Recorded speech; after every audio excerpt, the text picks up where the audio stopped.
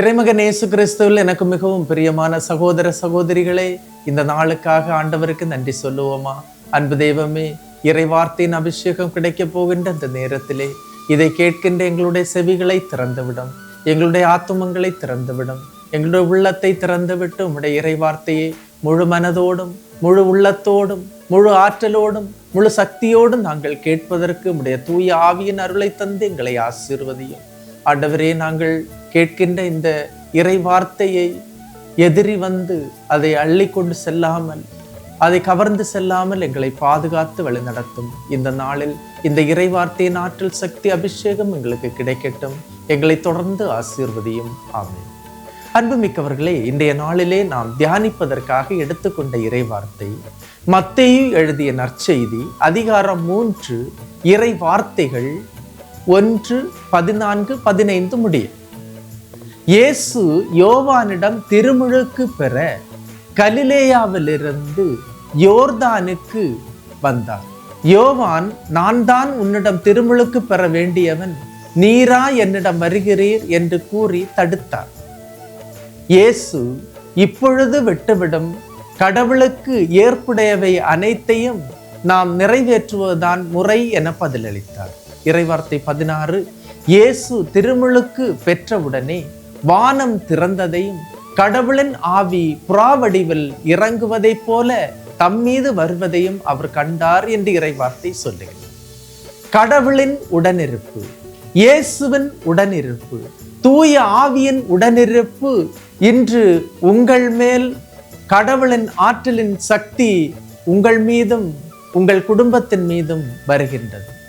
இறை வார்த்தை என்னும் நதியிலிருந்து நீங்கள் மூழ்கும் போது மூவொரு கடவுளின் வல்லமை ஆற்றல் உங்களுக்கு கிடைக்கின்றது. இறை வார்த்தை நதியில் மூழ்கும் போது என்ன நடக்கும்? வானம் திறக்கப்படும், தூய ஆவி இறங்கி வரும்.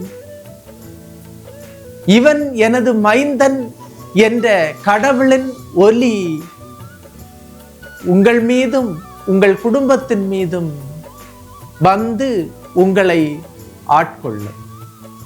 அன்புமிக்கவர்களே, இறை வார்த்தை கேட்கின்ற நீ கடவுளின் இதயத்துக்கு நெருக்கமாக மாறுவாய்.